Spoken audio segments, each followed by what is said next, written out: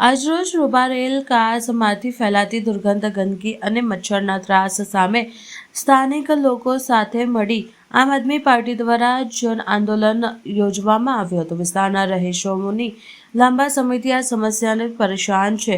અનેક વખત રજૂઆત કરવા છતાં સમસ્યાનો યોગ્ય નિકાલ થયો નથી, જેથી હવે સ્થાનિક લોકો સાથે મળીને આ મુદ્દે અવાજ ઉઠાવવામાં આવ્યો અને તાત્કાલિક ઉકેલની માંગ કરવામાં આવી। માંજલપુર વિધાનસભાના આમ આદમી પાર્ટીના કાર્યકર્તાઓ અને સ્થાનિક નાગરિકો હાજર રહ્યા હતા। આજરોજ દંતેશ્વર ખાતે આવેલી રૂપારેલ કાસ પાસે આજે અમે એક નાનકડો ધરણાનો પ્રોગ્રામ કર્યો હતો। ધરણાની અંદર અમારું આ ઉદ્દેશ એ હતો કે આ વિસ્તારના લોકોને જે થઈ રહેલી જે પરેશાની છે, આ વર્ષોથી આ કાસ આવીને આવી જ ખુલ્લી છે અને જેની અંદર ખૂબ જ ગંદુ પાણી, ઇવન ત્યાં કત્તલખાનાનું પાણી આની અંદર છોડી દેવામાં આવે છે, કોઈ પણ જાતનું ટ્રીટમેન્ટ કર્યા વગર। તમે જુઓ આ કાસની અંદર ઘણી વખતે બહુ બધા ઇન્સિડન્ટ થયા છે। અહીંયા મચ્છરોનો ત્રાસ એટલો છે, માણસ ઊભો ના રહી શકે એવી હાલત છે। એ જગ્યા પર અમે ધરણા કરવા આવ્યા હતા, પરંતુ ધરણા માટે અમે પરમિશન માગી હતી પોલીસ પાસે અને પોલીસે ધરણા કરવાની પરમિશન પણ ન આપી। ખબર નહીં કોના દબાવમાં આ બધું ચાલી રહ્યું છે, ખબર નથી।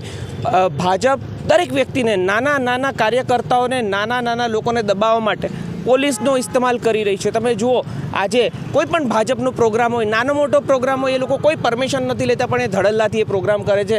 જેમ તેમ એ લોકો ફરે છે, ટ્રાફિકને હેરાન કરી નાખે છે, ખોરવી નાખે છે અને જ્યાં ત્યાં બેનર મારે છે, પરંતુ કોઈ પણ જાતનું તંત્ર એની ઉપર કોઈ એક્શન લેતું નથી। જ્યારે અમે એક નાનકડા 10-15 કાર્યકર્તાઓ અહીંયા આવીને એક ધરણો કરવા ગયા તો અમને પરમિશન ના આપવામાં આવી। એટલે અમે આ ક્યાં એક્સપ્રેસ કરીએ? અહીં તમે જોઈ શકો છો, એક માત્ર ગટર વહી રહી છે, ના કોઈ સરકારી કચેરી છે અહીંયા, ના કોઈ સ્કૂલ છે, ના અહીંયા રહીશો રહે છે, કોઈ પણ નથી રહેતા। આજુબાજુમાં કશું એવું નથી જ્યાંથી કોઈને તકલીફ પડે, પરંતુ અમને પરમિશન ન આપવામાં આવી। ખબર નહીં આ કોના ઇશારે ચાલી રહ્યું છે, પોલીસ કોના દબાવમાં કામ કરી રહી છે। અમે આ ડેમોક્રેસીની અંદર પહેલી વાર જોયું છે, વર્ષોથી અહીંયા લોકો વિરોધ કરતા આવ્યા છે વિપક્ષની સામે।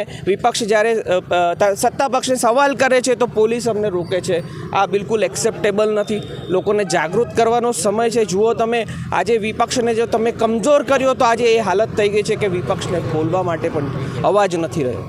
આવનારા દિવસોમાં કેવો વિરોધ પ્રદર્શન કરવામાં આવશે? જુઓ, ચૂંટણી આવી ગઈ છે। પોલીસના મિત્રોને હું કહેવા માગું છું, પોલીસના અધિકારીઓને હું કહેવા માગું છું કે ચૂંટણીની અંદર જો તમે અમને વિરોધ, અમારો પ્રચાર અને અમારી રેલીઓમાં તમે અમને રોકવાની કોશિશ કરશો તો અમે વધુ ઉગ્ર થઈશું અને અમે જો તમે શાંતિથી તમે અમને કરવા દેશો તો અમારી આપની ખૂબ ખૂબ મહેરબાની રહેશે। પરંતુ તમે જો અમને દબાવવાનું કામ કરશો, અમને પ્રચાર કરતો રોકશો, લોકોનો અવાજ બનવા માટે રોકશો તો અમે એ નહીં ચલાવી લઈએ અને વધુ અવાજથી અમે આગળ વધીશું।